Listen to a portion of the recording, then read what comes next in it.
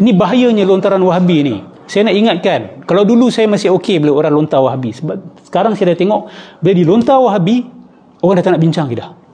Itu bahaya. Bila dah tidak ada perbincangan ilmiah, kerana, dia ni Wahabi, tak payah bincang langsung. Itu dah masuk satu tahap ekstremism. Dan yang nak penggal kepala orang sekarang ni kan, nak colek orang kan, nak pergi tangkap, kasih makan singa dan kasih makan harimau dan sebagainya, adalah puak-puak sebelah sana. Kalaulah pihak berkuasa ni cakna kan, saya minta tengok siapa yang suka mengancam sekarang ni, siapa yang nak memenggal kepala orang, siapa yang nak colek orang, siapa yang nak pukul, siapa yang nak tempeling, siapa yang nak terajang. So kalau jujur kamu nak menentang keekstriman Wahabi, kenapa kamu pergi jadi ekstrim macam Wahabi pula? Kan? You're taking the same radicalism that you are criticizing. You are trying to be like that. So di mana kamu ni nak apa sebenarnya? Nak kebenaran ke nak apa? Kan? Padahal kalau kita tengok golongan Salafi sekarang ni kat Malaysia ni dah relax banyak dah. Wahabi dah sangat kurang dah. Kan? Madkhali lagi dah makin kecil. Diorang dah duduk dalam gua diorang sendiri. Minta maaf, saya ulang lagi sekali benda tu. Let them stay in their caves. We don't need to entertain them. Okay? Golongan Salafi dekat Malaysia ni dah tenang banyak dah, relax. Awal-awal dulu, tapi diorang pun daripada awal tu berhujah je, berhujah. Sekarang ni dah lebih tactful. Dah kelas. Sekarang ni ekstrim dah berpindah pula.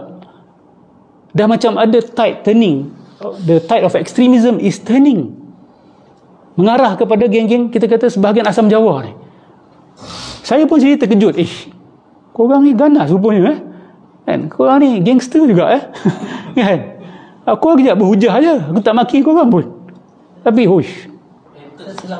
saya dapat banyak threats tu, threats ini dan sebagainya. I mean, daripada orang yang mendakwa kami Asy'ariyah Maturidiyah, malu lah kan.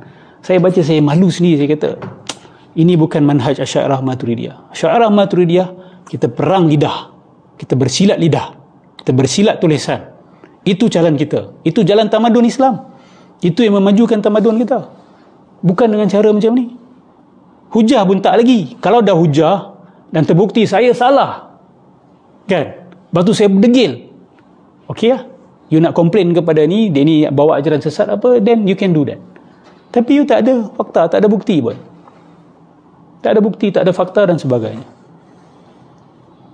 Ustaz, ya, kalau lah label Wahabi ni kan boleh digunakan sesuka hati kan, dengan memainkan sentimen keganasan.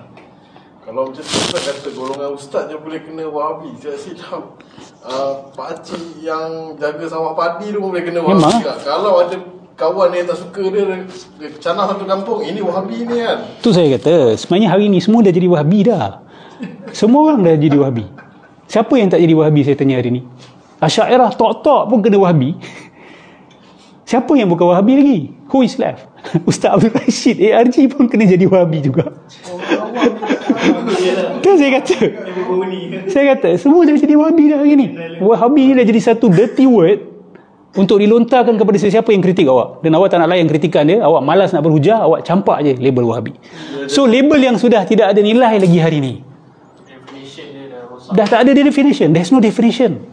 So orang yang waras, yang berfikiran lurus, dia tak akan main campak-campak label ni. Dan cuba fikirkan, orang yang melontar tu, lontaran yang sama boleh dilontarkan kepada awak. Sebab bila kita kata kita tak Wahabi, dia kata apa? Ni taqiyah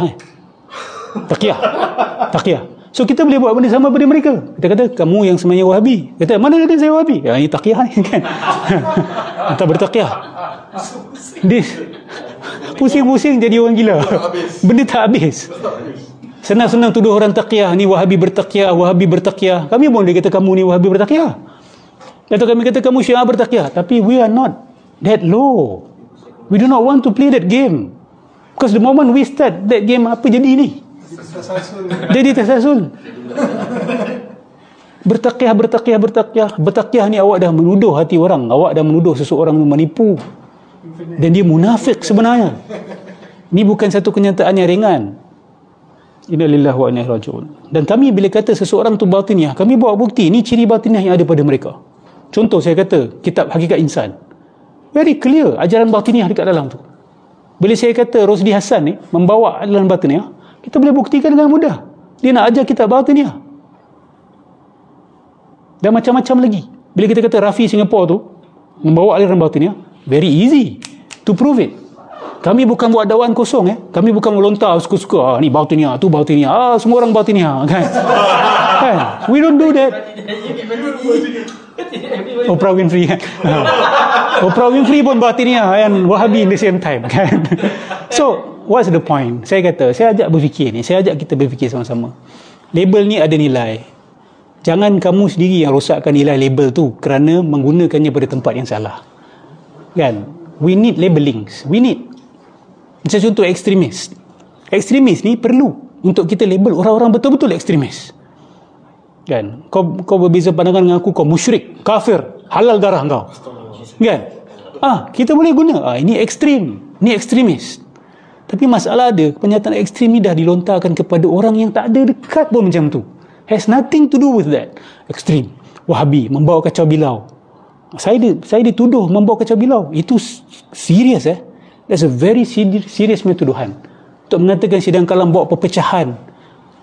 Dan akhirnya nanti akan bawa pertumpahan darah. Macam Rosli Hassan kata. Diugut tu. Lepas tu kata kat belakangnya ada kubur. Kan? Dia kata apa? Ini kalau tak dibendung akan bawa pertumpahan darah. So senang lepas ni saya ajak ajaran sesat. Lepas tu saya kata siapa kritik saya, ni nak bawa kepada pertumpahan darah ni. Kan? Ni kami mengkritik ajaran tok nenek moyang kami ni bawa pertumpahan darah. Tu cara you nak dumbfound everyone? Come on lah. Not everyone in Malaysia kita kata pihak berkuasa bukan bodoh lah. Pihak berkuasa bukan bodoh. Awak boleh hantar report sampai 200, tapi kalau tak ada isi, dia tak buat apa. Betul? Innalillahi wa inna ilaihi raji'un. Kita nak keamanan. Dalam masa yang sama kita nak masyarakat kita matang, boleh berbahas secara ilmiah. Jangan bila kena kritik sikit je terus masukkan isu kacau bilau dan pertumpahan darah. Orang terus shut down. People cannot think and people become extreme and taksub. Sebab dia rasa diri dia diserang dan negara dia sedang diserang oleh satu kuasa asing yang nak membunuh mereka, nak membunuh agama mereka. Don't play this game. This is playing with fire. Seriously. This is playing with fire. Kalau kata engkau lah yang start, engkau yang pergi kritik benda-benda macam ni. Saya kata bukan saya yang kritik benda-benda ni.